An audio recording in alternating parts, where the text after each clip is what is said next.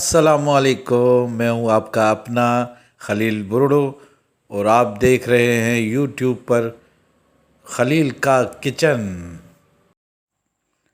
दोस्तों, आज मैं आप लोगों को चिकन कढ़ाई का असल तरीका बताऊंगा कि चिकन कढ़ाई असल में बनती कैसे है। बड़े बड़े होटलों में जिस तरीके से बनाई जाती है चिकन कढ़ाई, मैं वही रेसिपी आप लोगों के सामने पेश करूंगा। और इस चिकन कढ़ाई में बहुत ही कम मसाले इस्तेमाल होते हैं। तो आप सबसे पहले चिकन ले लीजिए। मैंने आधा किलो चिकन की रेसिपी दी आप लोगों को, ठीक है।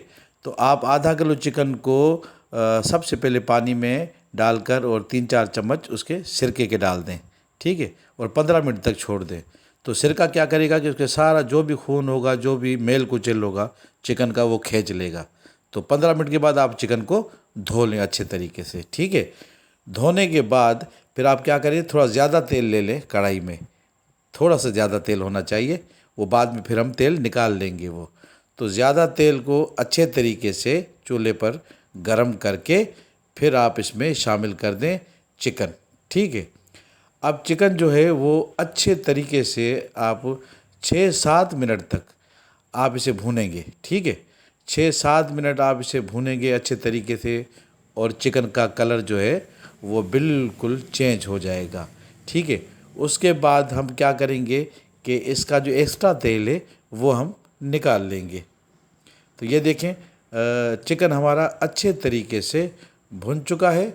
और अब हम क्या करेंगे कि इसका बकाया जो तेल है वो हम निकाल लेंगे और इस चिकन में हम थोड़ा सा तेल रहने देंगे ग्रेवी के लिए, ठीक है।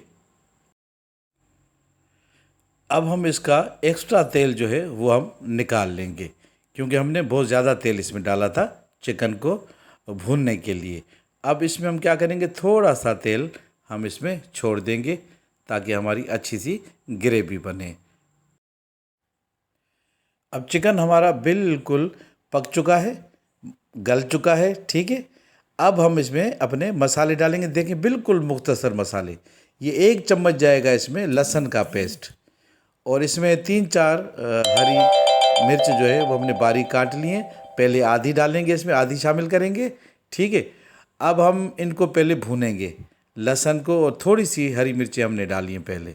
अब हम अपने चिकन को अच्छे तरीके से भून लेंगे और लहसुन की कचास भी ख़त्म हो जाएगी। ये हम 2-3 मिनट तक हम इसे भूनेंगे।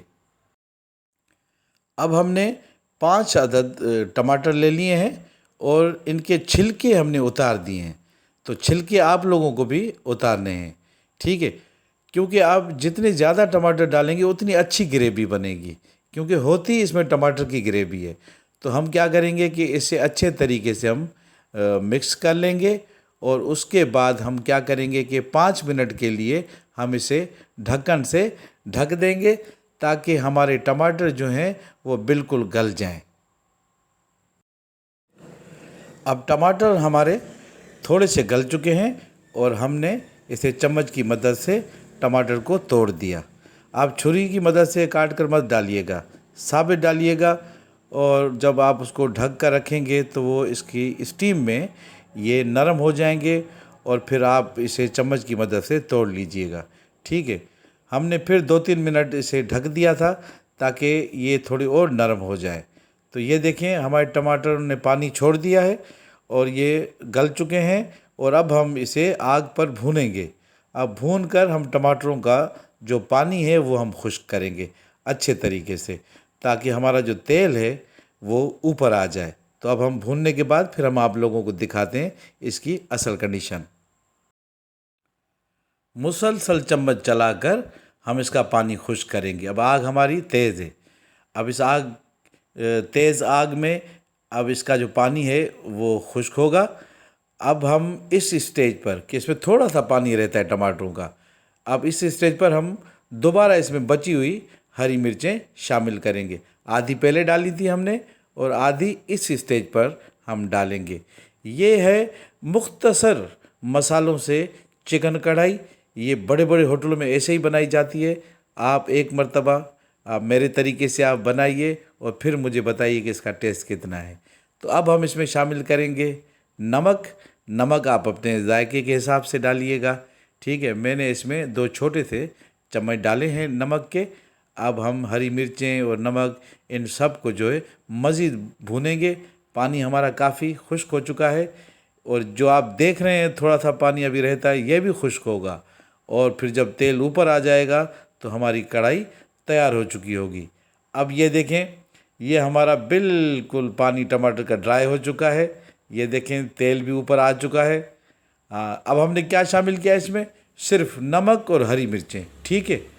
اور جب یہ فائنل ہو جائے گی تو ہم اس میں آدھا چمچ گرم مسالے کا وہ اوپر سے چھڑک لیں گے اور اس کو ڈھک کر رکھ دیں گے۔ وہی گرم مسالہ جو اس میں خوشبو پیدا کرے گا اور اس کے مسالوں میں وہ ایڈجسٹ ہو جائے گا اور بہترین قسم کا ذائقہ دے گا وہ۔ تو یہ ہیں مختصر سے 3 مسالے: نمک، ہری مرچ، لہسن، اور آخر میں تھوڑا سا گرم مسالہ۔ کوئی زیادہ مسالے نہیں دبنے آپ کو۔ ہاں، زیادہ مسالے کوئی اچھی بات نہیں ہوتی کہ آپ سمجھ رہے ہیں کہ زیادہ مسالوں سے امپریشن پڑے گا اور بڑی زبردست ریسیپی ہوگی اور لوگ آپ کی ریسیپی کو دیکھ کر واہ واہ کریں گے۔ نہیں، آپ کی کڑھائی بگڑ جائے گی۔ مختصر مسالے ڈالیں گے تو اتنا ہی زیادہ ٹیسٹ آپ لوگوں کو آئے گا، ٹھیک ہے۔ اب اس میں آپ لوگوں کو ٹیسٹ کا آئے گا ہری مرچ کا اور نمک کا، ٹھیک ہے۔